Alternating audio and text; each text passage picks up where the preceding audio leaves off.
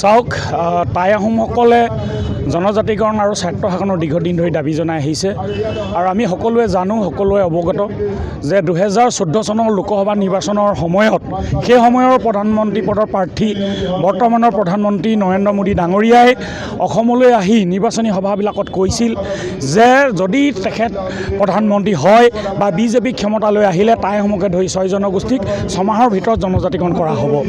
আজি নৰেন্দ্ৰ মোদী ডাঙৰীয়াই 3বাৰকৈ প্ৰধানমন্ত্ৰী হ'ল, অসমত 2বাৰকৈ চৰকাৰ গঠন কৰিলে। আমাক দিয়া প্ৰতিশ্ৰুতি কিন্তু তেওঁলোকে আজিৰ প্ৰতি পালন নকৰিলে। নিৰ্বাচনৰ পূৰ্বে তেওঁলোকে আমাক জনজাতিকৰণৰ প্ৰতিশ্ৰুতি দিয়ে, আমাৰ ভোট লৈ ক্ষমতালৈ আহে আৰু ক্ষমতালৈ আহি আমাক দিয়া প্ৰতিশ্ৰুতি তেওঁলোকে পাহৰি যায়।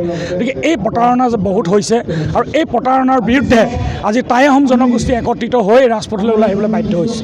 যি ধৰণে আজি তৰুণ গগৈ ডাঙৰীয়াই তেখেতৰ কাৰ্যকালত টাই আহোমকে ধৰি 6 জনগোষ্ঠীক জনজাতিকৰণ নকৰাৰ বাবে 6 জনগোষ্ঠীয় মুখ্যমন্ত্ৰী হোৱা স্বত্তেও আহোমসকলে তৰুণ গগৈক প্ৰত্যাখ্যান কৰিছিল। ঠিক তেনেধৰণে আজিৰ তাৰিখত জনজাতিকৰণৰ ক্ষেত্ৰত প্ৰতাৰণা কৰাৰ বাবে নৰেন্দ্ৰ মোদী আৰু লগতে অসমৰ মুখ্যমন্ত্ৰী হিমন্ত বিশ্ব শৰ্মাকো এই প্ৰতাৰণা উচিত প্ৰত্যুত্তৰ 2024 চনত আহোম ৰাইজে দিব আৰু তাৰেই প্ৰতিফলন ইতিমধ্যেই বিগত লোকসভা নিৰ্বাচনত যোৰহাট লোকসভা সমষ্টিত আহোমৰ ৰাইজে দেখুৱাই দিছে। গতিকে আজি এই গণসংকাৰ কাৰ্যসূচীৰ যোগেদি আমি সকীয়াই দিছোঁ যে টাই আহোমসকলে অনন্তকাল জনজাতিকৰণৰ কাৰণে অপেক্ষা নকৰে।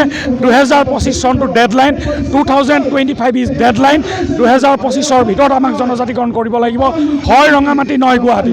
তেওঁলোকে আগতে আমাক কয় যে আমাক ভোট দিয়া, তোমালোকক জনজাতিকৰণ কৰি দিম। এতিয়া আমাৰ কথা হ'ল তোমালোকে আমাক আগে জনজাতিকৰণ কৰি দিয়া, তেতিয়ালৈকে তোমালোকক আমি ভোট দিম বা তোমালোকক ভোট দিয়া ক্ষমতা, ভোট খোজাৰ তোমালোকৰ অধিকাৰ আমি প্ৰদান কৰিম।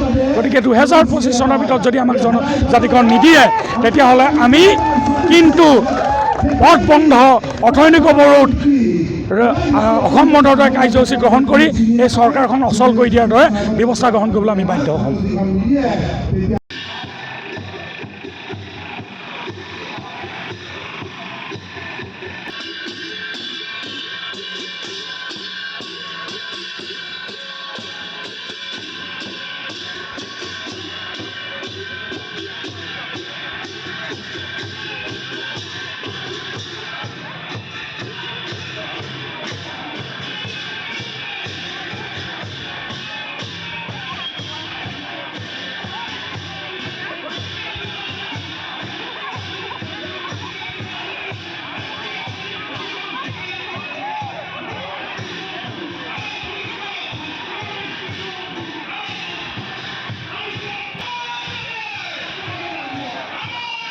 যিকোনো খবৰৰ বাবে যোগাযোগ কৰক 7099017330 লগতে 7099017110 নম্বৰত।